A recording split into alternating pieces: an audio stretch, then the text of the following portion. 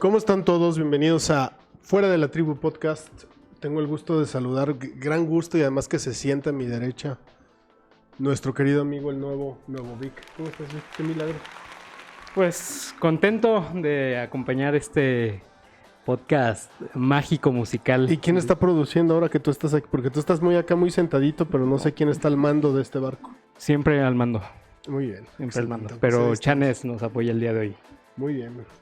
Saúl, ¿cómo estás, Saúl? Muy bien, muy bien. Un gusto estar aquí de nuevo una semana más en el mejor podcast de comunicación política. De la televisión de habla hispana. De la televisión humorística y de habla hispana. Y más cuando no está Héctor. ¿Y qué tal tus vacaciones, Saúl? Muy buenas, muy cortas diría yo, pero aquí estamos con toda la energía. Qué bueno. Muy bien. Ya no habrá más. Bien. Muy bien. Carlos Iván Sánchez. Hola, ¿cómo están? Mucho gusto, como siempre. Pues vamos entrándole a los temas porque luego nos extendemos y nos regaña nuestro productor, Víctor. Vamos entrándole. A ver, yo ayer estaba revisando, vengo siguiendo la nota desde que salió, pero ayer estaba revisando y sí me pareció ya peligroso este tema del reporte final que entrega la hoy coordinadora, ¿cómo se llama? ¿Cuál es el título nobiliario de Xóchitl Gálvez? Coordinadora del Frente Amplio por México, ¿no? Del Frente Amplio por México, que entrega un reporte de titulación, un reporte de prácticas profesionales. Y resulta que este reporte está señalado de ser un plagio, ¿no? Lo cual nos recuerda la tesis plagiada de la hoy ministra.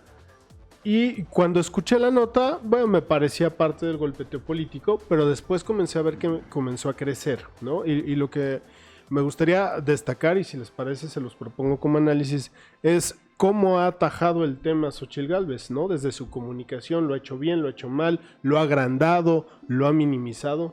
¿Qué ha pasado? Primero, me parece importante señalar por qué toma efervescencia el asunto, porque si no, no podríamos estar analizando este tema. Pudo haber pasado de noche. Y yo veo un asunto político en el que, no sé si coincidan ustedes, la UNAM trata como de blindarse, ¿no? Y sale inmediatamente el surge un nuevo caso de posible plagio en la UNAM, y la UNAM intenta atajar rápidamente, y para evitarse el señalamiento de que con unos sí, con otros no, dice vamos a investigarlo. Entra el Comité de Ética de la Universidad Nacional Autónoma y toma cartas en el asunto. Si no hubiera hecho esto la UNAM, a lo mejor de otra historia estaríamos hablando en este momento, ¿no? Pero según yo, eso fue forzado, ¿no? O sea, sí, creo que el hecho de que esta Xóchitl haya salido, a mi punto de vista, de manera precipitada a desmentirlo, más bien no a desmentirlo, a minimizarlo, como de que fue algo que hizo, de que sí tomó de un estudio del cual no citó. O sea, el haber salido de manera precipitada y después fue el primer error en términos de comunicación. Y después de eso, minimizarlo, y después de eso, culpar pues, al régimen, ¿no? Creo que fue todo un error desde su salida. Sí, de principio a fin, porque además... Y ya después sale la UNAM. Porque además el meme que circuló, hay veces que en los memes está la sabiduría, ¿no? De este tipo de temas. Y dice, sale Xóchitl Gálvez a decir que sí plagió, pero poquito, ¿no?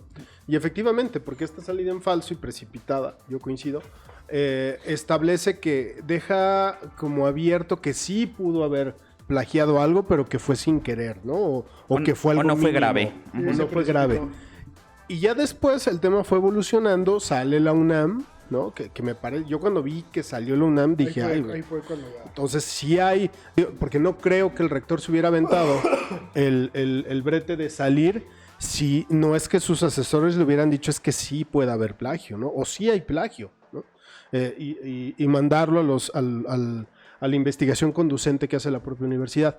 Y ya después de esto, a mí el segundo error, ¿no? Si me lo permiten, el segundo error, ya Carlos señaló el primero, el segundo error para mí sería el hecho de recargar todo en este discurso facilón, desde mi lógica, ya me han dicho, o sea, me sonó la Bastida, ¿no? ¿Se acuerdan de aquel? Ya me han dicho que no soy indígena, ya me han dicho que no vendía gelatinas, ya han querido derrumbar mi casa. Ahora que plagio la tesis, que no es tesis, que en realidad es un reporte de actividades. Y me parece que con eso, en vez de blindar, digamos, o de atajar la crisis como tal, lo que hace es agrandarla, porque da la sensación de que efectivamente algo está escondiendo, de que algo anda mal. Y creo que en ese sentido quien da una buena lección es la UNAM, porque, a ver, la gravedad de esta discusión se da en el contexto de que la UNAM todavía no ha podido transitar la crisis institucional en la que se vio envuelta por el supuesto plagio también, pero de Yasmín Esquivel, ¿no? De la ministra de la Suprema Corte de Justicia de la Nación. De la todavía ministra. De la todavía ministra ministra de la Suprema Corte. Y esto es particularmente importante porque contra ella, por sus votaciones, digamos, cómodas a la Cuarta Transformación, la oposición fue un tema que no soltó durante semanas, ¿no? El por qué una ministra podía ostentar su título y ostentarse como ministra, siendo que había faltado a la rigurosidad académica, ¿no? Entonces, ahora, por la otra parte, parece que Xóchitl se enfrenta al mismo problema. No a un plagio total, pero a un plagio a fin de cuentas que no es una conducta pues válida en los trabajos de investigación, de titulación, que están normados por las leyes de la UNAM. Entonces, me parece que en ese sentido, el que la UNAM no se haya tardado en salir a pues, señalar que va a investigar, lo pone en una posición de aprendizaje, ¿no? O sea, parece que sí hubo un aprendizaje después del fustigamiento tan fuerte del que fueron objetos pues los del Consejo de la UNAM. Digamos que la UNAM reacciona bien comunicacionalmente hablando. Es decir, ¿por qué reacciona bien? No porque reacciona en contra de Xóchitl. Me parece que en este caso el personaje acusado es lo de menos. La UNAM actúa bien comunicacionalmente porque lo que hace es ir de frente contra un posible daño a su reputación. Coincido con Saúl en que tiene que ver con lo que habían hecho mal en el caso de Yasmín Esquivel, y finalmente el rector sale. Pero del lado de Xóchitl hay un tercer error, ¿no? Que este tercer error tiene que ver con decir que si tiene que volver a hacer un trabajo de titulación, ¿no? En caso de que la UNAM eche para atrás su titulación debido a esta acusación y ella tiene que hacer un nuevo trabajo para obtener el título, lo haría. Sí, concede. Está reconociendo. Sí. Oye, pero, a ver, lo que estás diciendo sería grave, porque lo de la ministra Esquivel era súper evidente. Sí, claro. O sea, si no lo hicieron con la ministra y sí lo hace con Xóchitl, me parece que ahí estaría en grave tela de juicio pues tal cual la esencia de la UNAM, ¿no? O sea, me parecería que el nombre de la UNAM estaría en tela de juicio. ¿Alguien recuerda cuál fue el argumento de la UNAM para no quitarle el título a la ministra? No lo recuerdo, pero lo que podemos hacer, para no quedarnos así, le vamos a pedir a nuestra productora Channels que nos ponga el comunicado. Hay un comunicado donde la UNAM da a conocer el porqué, ¿no? Y se los ponemos. Pero en resumidas cuentas, no echa para atrás su título. No le revoca el título. No lo echa para atrás, ¿no? Aunado a todo lo que vimos, digo, más allá de la campaña de comunicación que hubo en torno a, pero ahí recordemos que hubo testimonio, recordemos que hubo fotografías que evidenciaban, o sea, que me parece que ahí había más materia. Claro. ¿No? Y aquí que solamente son 3-4 párrafos que efectivamente debió de haber citado de dónde los obtuvo y no lo hizo, sí es un plagio. Pero si nos vamos a la gravedad de los hechos, pues me parece que ahí estaría en grave tela de juicio el nombre de la UNAM. Pero con más razón, ¿no crees que entonces que es un error que a sabiendas de esto el equipo de comunicación de Xóchitl le recomienda a Xóchitl y que Xóchitl salga a decir Totalmente. que en caso de que le revoquen el título volvería a presentar otro trabajo para obtener su ingeniería? Aunque creo que instala el comentario en esta lógica de cómo cierra su video, que dice, síganle, yo estoy lista para 200 y tantos ataques más. O sea, dando a entender que el tiempo que le queda a López Obrador en la presidencia va a seguir recibiendo un ataque al día. Entonces, en esa lógica me parece que mete este comentario de decir, pues bueno, el régimen va a hacer lo que quiera en esta situación, porque pues así... Pero la así decisión llevan el de poder. si le revocan el título no tiene que ver con López Obrador o con el régimen. Tiene que ver con una casa de estudios, ¿no? Que como bien señala Carlos, tiene un precedente. Pero ella lo mete en el mismo costal, o sea, ella al decir síganle, ya quisieron decir que no bendije latinas, ya quisieron decir que no soy indígena, ya quisieron demoler mi casa. O sea, lo instala todo en el mismo paquete de los ataques que le ha propinado Morena. Sí, pero de Entonces, a manera partir de ahí, precipitada. me parece que esa fue como la lógica de los asesores de Xochitl, de decir, échale la culpa a este güey, a López, ¿no? Y me escuché como Fox, a López Obrador. Te escuchaste como Gilberto Lozano. Una disculpa al público. Pero creo que por ahí va. Error de cálculo lo es. Pero me parece que hacia allá quisieron enfocar. Yo creo que es un error de comunicación de parte de la candidata, porque efectivamente pues le van a buscar hasta por debajo de la mesa, por algo es candidata.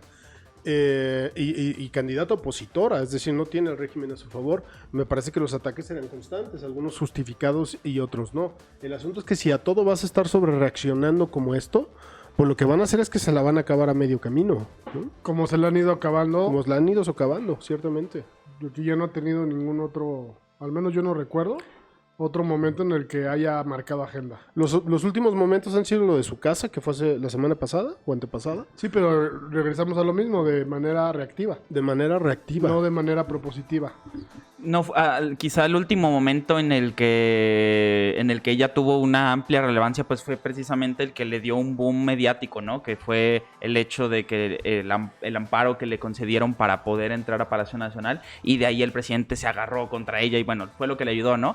Pero más allá de eso, ciertamente lo que ha hecho es un poco jugar al ping pong, ¿no? Estar respondiendo, siempre respondiendo lo que sucede en Palacio, lo que hace Claudia, pero todavía no hay un planteamiento de aquí para allá, ¿no? O sea, parece que Xochitl todavía no termina de acomodarse con los partidos que terminarán cobijándola, porque el mensaje que manda aún hoy sigue siendo ¿no? El de me están atacando, pero más allá de eso, no hay mucho. Creo también que no me parece tan inteligente la expresión de defensa de este caso, ¿no? O sea, básicamente le preguntan, oye, pues al menos, según la revisión, al menos 6 párrafos de todo el escrito, pues están 100% plagiados, ¿no? Y ella dice, no, pues sí la pendejé, ¿no? No me parece que sea un mensaje que manda ningún tipo de certeza ni a los indecisos, ni a sus propios pues, seguidores. A mí me parece, tenía varios años que no tocaba este tema, pero a mí me parece como una especie de falta de respeto como al electorado, ¿no? Esto de recurrir como lo hacía Fox, ¿no? Uh-huh. Víboras y tepocatas y...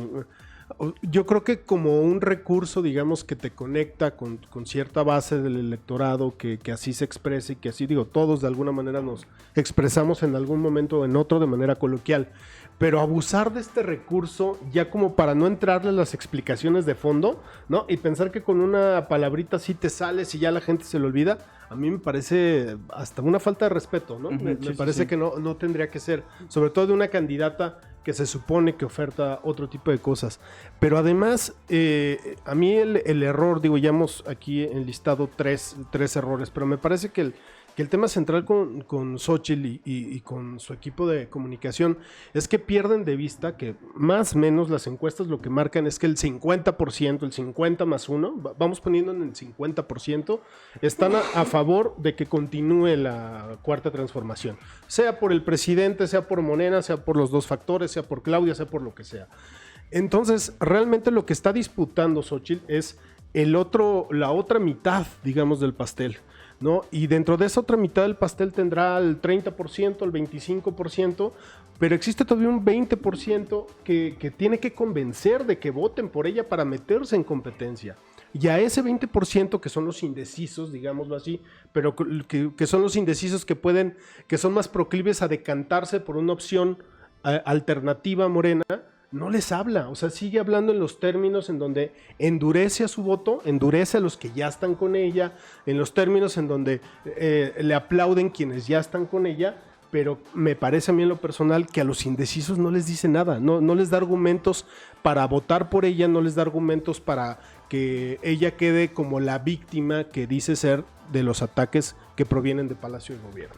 Sí, y en este papel de víctima en el que se ha envuelto, a lo que alude mucho a la presidencia y a lo que alude a Morena es a que den respuestas, ¿no? A que sean inteligentes, a que den razonamientos de las cosas que hacen, y me parece que esa es una de las exigencias pues más básicas de todo ciudadano, de toda ciudadana, ¿no? O sea, que las personas que aspiran a gobernar o que están gobernando pues sean claros y sean inteligentes con las cosas que dicen y declaran, y me parece que este mensaje de Xóchitl precisamente es incongruente por ello, ¿no? O sea, decir, ¿por qué me quieren demoler mi casa? ¿Por qué no me dejan enunciarme como mujer indígena? Estos cuestionamientos parece que los abandona para cuando son a sí mismas, ¿no? Para cuando tiene que hacer autocrítica, cuando básicamente le descubren un cadáver en el closet. Y este es un tema que ciertamente, si ya tenía, o sea, si la oposición había fustigado hasta el cansancio al presidente con esto, con el plagio, parece que con Xóchitl no pasa nada, ¿no? O sea, y es ciertamente igual de grave. Yo no tendría nada más que abonar. Lo que me parecería interesante es, habrá que esperar nuevos estudios, nuevas encuestas para ver cómo le afectó este golpe, porque hasta el momento los ataques que había recibido le habían sumado.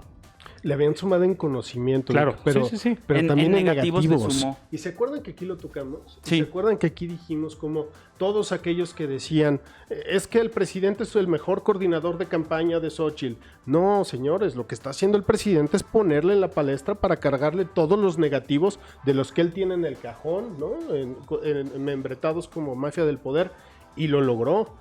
Y este tipo de cuestiones, por pequeñas que sean, aunado a que lo maneja mal, me parece que le siguen sumando en esta lógica de negativos y la siguen pegando en el grupo de personas adversarios históricos del presidente, simbólicos, la sigue colocando ahí y no como la outsider que buscaba ser. Me parece que si hay una afectación, y coincido, hay que esperar a ver las encuestas. Y la segunda afectación, ya pasando a otro tema, pues se le va a meter por ahí otro personaje, ¿no? Claro, empieza ya que Dale. te encarrilaste. Pues Samuel García, coinciden los tiempos, no sé si ahí fue una cuestión de que ya estaba previsto que saliera en estos días o si aprovecharon el momento, pero sale Samuel García a decir que sí, lo voy a decir como lo vimos en un medio, que sí aspira por la grande, o como nos dijeron. Que sí aspira a la grande. Sí, que aspira por la grande. Hay que Va ponerla. Samuel García por la grande. Hay que ponerla, Chanes. No. Reconoce Samuel García su interés por la grande. Eso era. Solamente faltaba el permiso de su esposa, pero Así lo dijo. vaya que el momento no le ayuda en nada en lo absoluto a Xóchitl Gálvez, porque se mete un candidato un virtual candidato que hoy gobierna uno de los estados más importantes de México gracias a un escenario muy similar. Pero no la va a tener nada sencilla. De entrada, que pida licencia. Que se la autoricen. Y ya una vez que se la autoricen, a ver a quién dejan de gobernador sustituto. Porque allá la mayoría la tiene la alianza.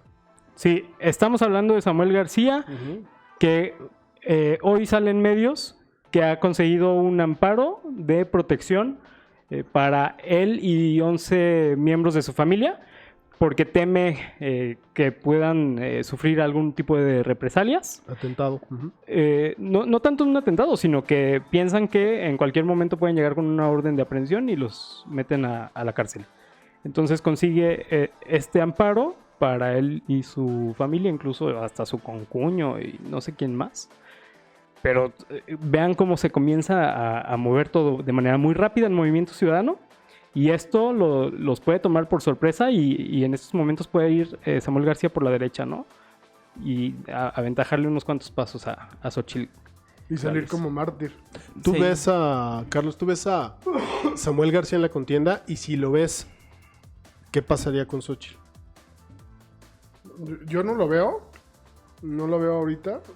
Porque yo dudo que lo vayan a dejar salir de Nuevo León. Por las condiciones políticas, Por tal las cual. condiciones políticas. Y si lo veo, siento que sí va a ser un factor que le puede causar. Si Xochitl no logra hacer lo que me parece que yo sí creo que ella sí puede levantar alguna inquietud en cuanto a la oposición que debe de marcar respecto al régimen que está.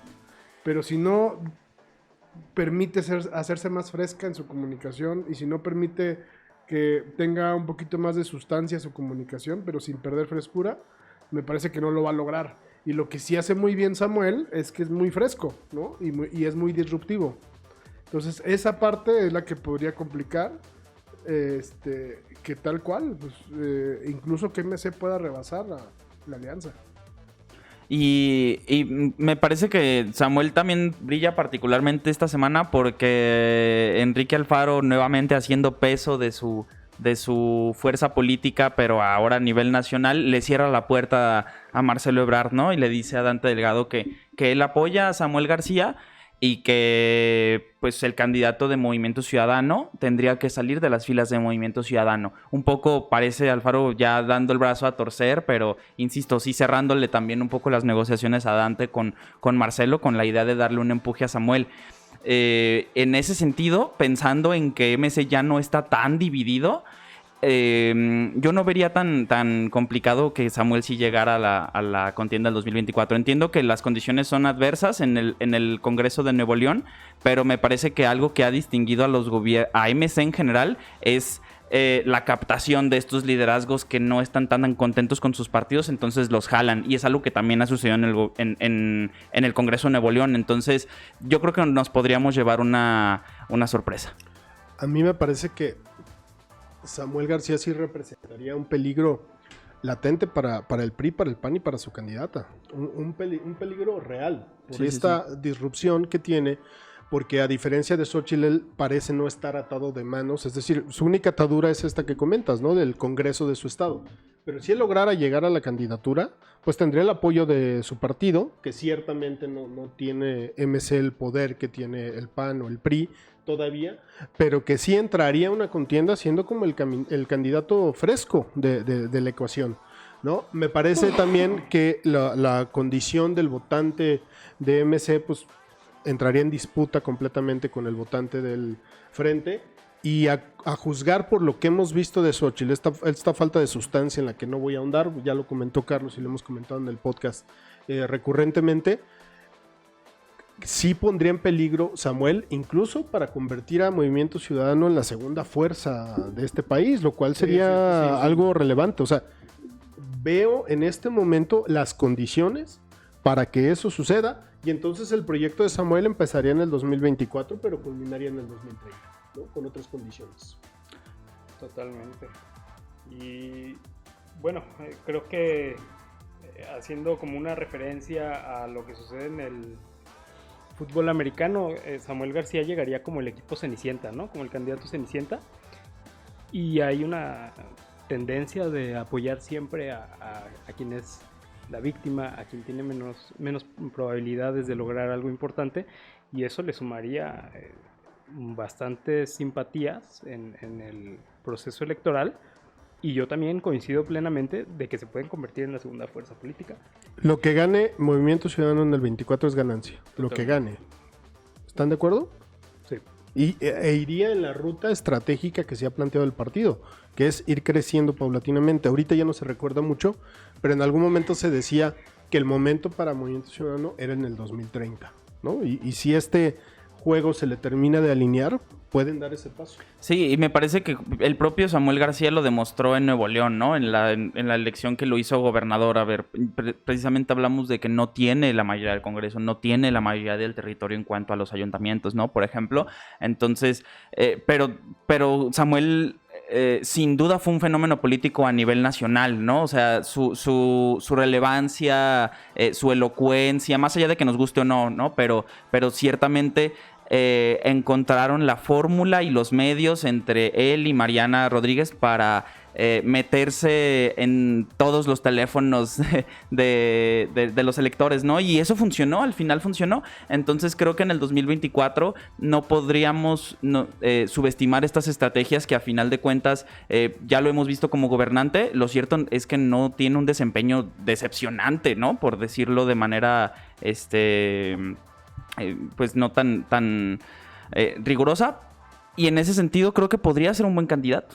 Sí, sobre todo para un buen candidato para estos estados del norte, del Bajío, del occidente, ¿no? Estos estados en donde es muy importante el asunto del ímpetu, el asunto de atraer inversión, el asunto de la juventud, de la vigorosidad, ¿no? Sí. Me parece que no tendría tantas opciones en el resto del país, en el sur y sureste particularmente, pero pues repetimos, no se trata de que vaya a ganar. Se trata de que vaya a elevar los bonos de MC y llevarlos a un lugar en el que nunca han estado. Y justo en eso, y ya para ir cerrando este tema, a quien le podrían salir de manera magnífica las cosas es a Dante Delgado. Claro, claro. Por la consistencia con el PRI y el Esquina, el Titanic y todas estas acusaciones que hizo al PRIAN. Este tema de Xóchitl le está dando un sustento que él anhelaba seguramente, ¿no? Y le van a salir las cosas muy seguramente. Vamos a ver, es de pronóstico reservado completamente. Y parece que cada semana que grabamos se mueve el tablero abruptamente. Esto sucede cuando se anticipan tanto las cosas, ¿no? En el momento en que hay candidatos desde septiembre del año anterior a la elección, pues el margen de cometer errores y el margen de riesgo se amplía de una manera abrumadora. Vamos a ver qué pasa. Y traías más temas, Vic, cuéntanos. Hay de todo en esta semana. ¿Por qué no vamos hablando de la capital, la Ciudad de México? Que también se están moviendo las cosas de manera muy trepidante por allá con los hermanos chilangos. Un saludo a la bandita de la capital. Salen ya perfiles de Morena que todos suenan interesantes para el proceso. Por ahí se bajan algunos, pero... Se bajó Monreal primero, ¿no? Y ahorita se acaba de bajar Cuauhtémoc Blanco. Cuauhtémoc Blanco, caray. Era mi gallo. ¿Te hubiera gustado? Ay, sí. No. Como futbolista fue un ídolo, pero hasta ahí. Sí, pues el que más suena es el candidato, como así lo han nombrado, de Claudia Sheinbaum, Omar García Harfuch, que por ahí tomó algunas decisiones, hizo algunos anuncios a lo largo de la Que Carlos la semana pasada decía que no va de candidato, que va de Sí. secretario de Seguridad Federal. Pero se acaba de cantar. Se le acomodaron los astros. Quién sabe, también sí parece que Omar García Harfuch tiene mucho apoyo, pero sobre todo porque él en su personalidad logró capitalizar una construcción de identidad muy amplia. Creo que no hay otro secretario de cualquier cosa a nivel estatal, bueno, a nivel que sea de estado, pero a nivel nacional que sea reconocido por algo, ¿no? Que no sea él. Que no sea él.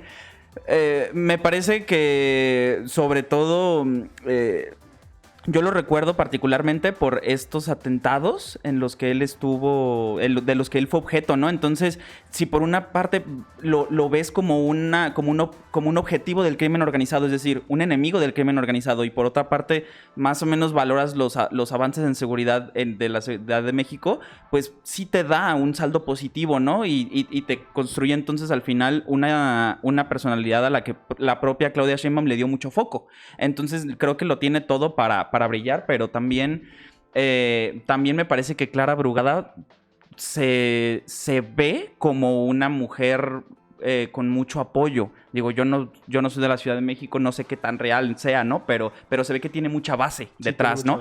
Y que su gobierno en Iztapalapa, perdón, no sé. Iztapalapa. Sí fue como muy reconocido por sus acciones de obra pública, como de recuperación de espacios públicos y demás. Entonces, yo ahí los veo a ellos dos como los únicos que quedan en la contienda. No sé qué opinan ustedes. Pero pues la comunicación hace la diferencia, o sea, lo que comentas es muy importante porque al final García Harfuch lo que logró después de aquel atentado es a partir de eso catapultar, digamos, su imagen y su comunicación en el sentido ese, de ser alguien que Robocop le dicen, ¿no? De ser alguien que verdaderamente combate a la delincuencia, de ser alguien que verdaderamente está confrontando a... Y hubo a los hitos, malos, ¿no? y hubo hitos de logros particulares, de que capturaban células completas ahí de narcomenudistas, cosas menores, Y ¿no? cómo salían Y las muy ruedas de prensa, cómo salía brandeado, o sea, es comunicación al final del día de hoy. No quiero decir que no hubo trabajo detrás, claro que lo hubo, pero también hubo un trabajo en términos de la percepción, ¿no? Bien realizado, que finalmente lo colocan en donde está, como el puntero en la aspiración a la Ciudad de México. Sí, porque hoy una de las cosas que más se le reconocen a la gestión de Claudia Sheinbaum es la seguridad en la Ciudad de México. Háganme el favor, ¿cuándo había sucedido eso en la Ciudad de México? Yo no recuerdo, ni Marcelo, que salió muy bien, Marcelo muy bien evaluado, en términos de seguridad no tenía la mejor de las evaluaciones, ni el propio López Obrador cuando fue jefe de gobierno. Pero Cuauhtémoc también- Cárdenas ni se diga. Pero también la Ciudad de México ha tenido un patrón respecto a los jefes de gobierno que han postulado y han ganado. Marcelo fue secretario de Seguridad. Mancera también, ¿no? Mancera también. Fue procurador. procurador, ¿no? Y ahora Harfuch. O sea, creo que sí hay un patrón respecto a un tema que es toral en México, que es la seguridad. Si algo ha hecho bien Claudia Sheinbaum y Harfuch es que vas a la Ciudad de México, como lo comenté la semana pasada, y sí ves un policía en cada esquina. Y eso es comunicación, Y ¿no? eso es comunicación. Entonces, yo creo que sí hay un patrón en la Ciudad de México que quienes encabecen temas de seguridad puedan ser eventualmente postulados, ¿no? Y ganen. Y ¿sabes qué? No solamente el hecho de ver de que haya mayor estado de fuerza per se en la calle, sino yo me he fijado incluso en los colores que utilizan, el color de las patrullas, todos los enseres que tienen para el tránsito, los mismos chalecos de los elementos son más llamativos. Vaya, sí veo un ejercicio ahí comunicacional importante, ¿no? En aras de establecer que la Ciudad de México está resguardada, está segura. Y creo que eso pues, les está dando frutos, ¿no? La comunicación hace la diferencia. A mí me gustaría tocar un punto también que ocurrió esta semana y lo trataste tú, Vic, el tema de Ferromex.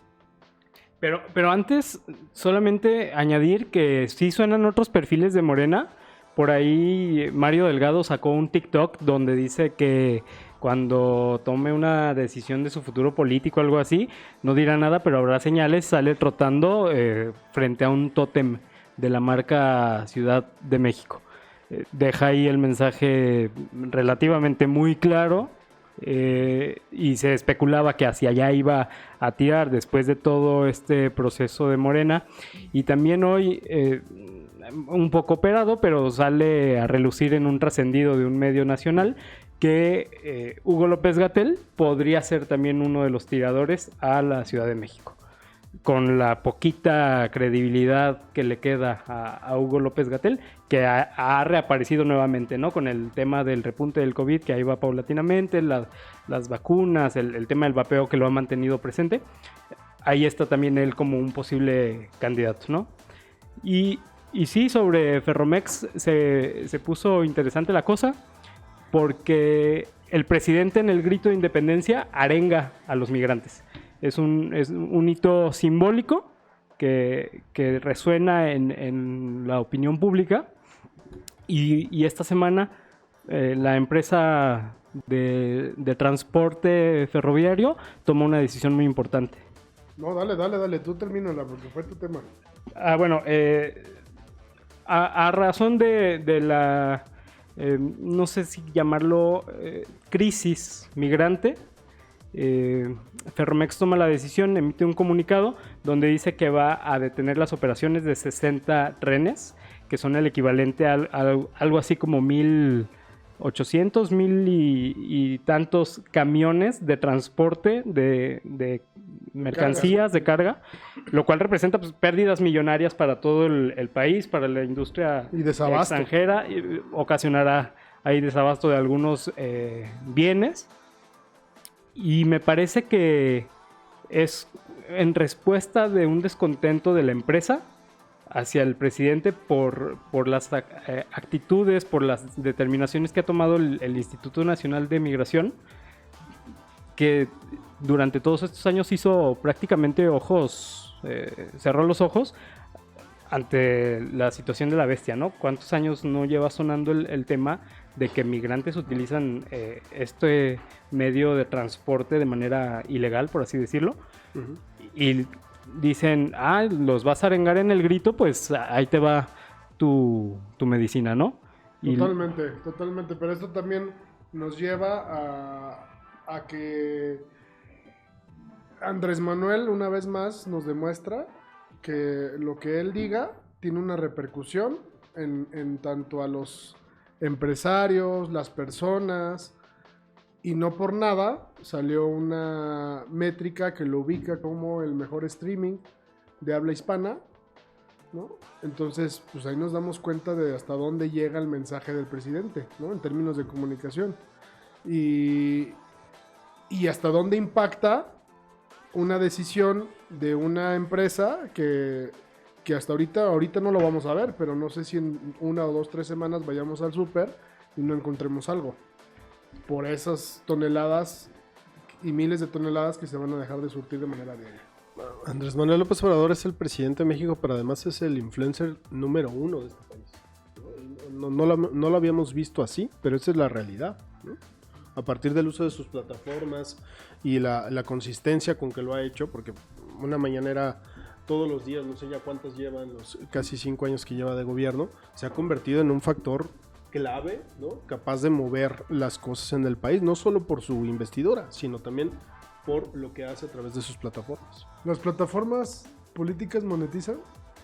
Sí monetizan. ¿Y qué harán con ese dinero? No, O sea, pues... No está en el caso de la página de YouTube, por ejemplo. Sí, o sea, por ejemplo, el canal de YouTube del presidente seguramente monetiza porque pues muestra anuncios y mientras muestra anuncios va a generar dinero. Yo me imagino que debe haber ahí algún reglamento de la miscelánea fiscal que determine puntualmente a dónde debería irse ese presupuesto, porque de que Estaría bien existe. investigarlo. Porque debe de generar algo, ¿no? Sí, no, pues es el streamer más visto de habla hispana. O sea, no. Está por encima de cualquier persona que profesionalmente se dedica a hacer gameplays, ¿no? A que otros lo vean jugar. Entonces, y suena muy, muy sencillo, ¿no? Pero ha habido personalidades ampliamente seguidas. Por ejemplo, hay ahorita... quizá uno de las personalidades más importantes en el medio se llama Ibai Llanos. Es una persona que hasta hace eventos de boxeo, invita... Super compa de Messi y de Cristiano Ronaldo. Sí, ¿no? invita hasta a Bizarrap, o sea, el productor más importante ahora en el mundo, a sus eventos. O sea, de ese nivel, ni esas personalidades le llegan al streaming de AMLO, ¿no? Entonces, sí creo que la mañanera ya dejó huella en muchos sentidos, pero uno de ellos sí tiene que ver con la capacidad de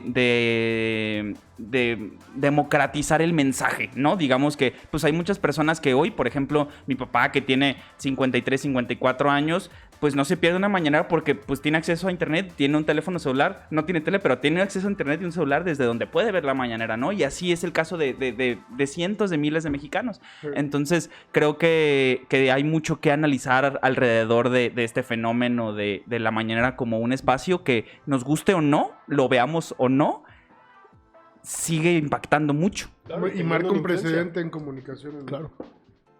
¿Lo seguirá quien suceda a Andrés Manuel López Obrador? Deberá mantenerlo porque yo soy el sello de la marca, de la cuarta transformación. Pero incluso si llegara alguien que no es de la cuarta transformación, sigue siendo una herramienta importante, ¿no? Pero no, ahí sí ya dudo que siga. Sí. Al menos ese formato. ¿Quién sabe si como mañanera? Quizá como semanal, no sé, pero ciertamente es un formato que no habría que desaprovecharse. Sí, como cuarta transformación, yo no... Si yo fuera el consultor de Claudia Sheinbaum, le diría hay que seguirlo, por supuesto. Ahora, se dice fácil, digo, hemos trabajado con muchos, quienes estamos en esta mesa, hemos trabajado ya con algunos políticas y políticos. Y la consistencia de todos los días a la misma hora, salir a hablar 1 hora, 1 hora y media, 2 horas, 2 horas y media, no es sencillo, no es sencillo. No es sencillo, vaya, no solamente para políticas y políticos, para todo el staff, para todo el equipo, para cualquier ser humano, no es sencillo estar todos los días hablando. Porque ni siquiera los grandes presentadores de televisión pues, salen 1 hora, ¿no? O salen cuanto 2 cada más. semana. ¿no? Exacto. Y algo Entonces, interesante es que López Obrador lleva años realizando esta mañanera y prácticamente comunicando exactamente lo mismo.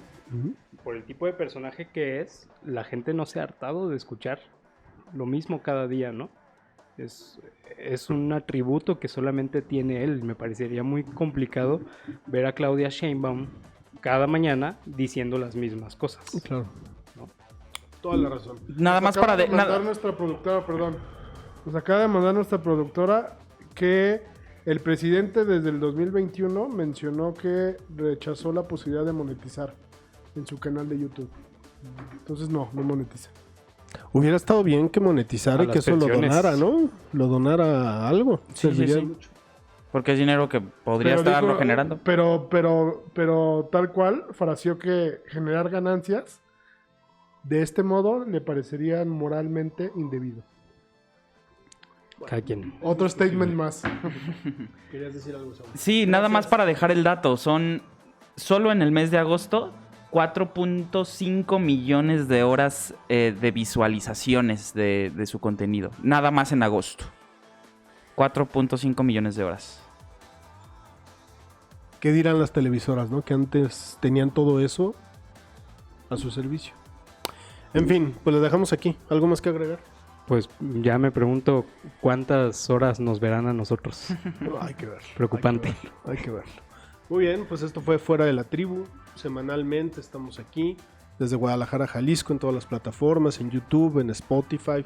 Déjenos comentarios de qué quieren que hablemos. No hemos hablado ya de temas internet. Bueno, la semana pasada hablamos un poquito de Chile y Colombia. Sí, y que la verdad esta semana se la volvió a llevar Petro con sus discursos en la Asamblea General de la ONU, ¿no? Y con sus excelentes fotos de Instagram. Y AMLO, que Por cierto, rechazó vean la las fotos oportunidad de de Petro. hablar en la ONU. Ah, cierto, ¿verdad? Pero ¿por qué algo que no tenía relación con Perú o algo así, no?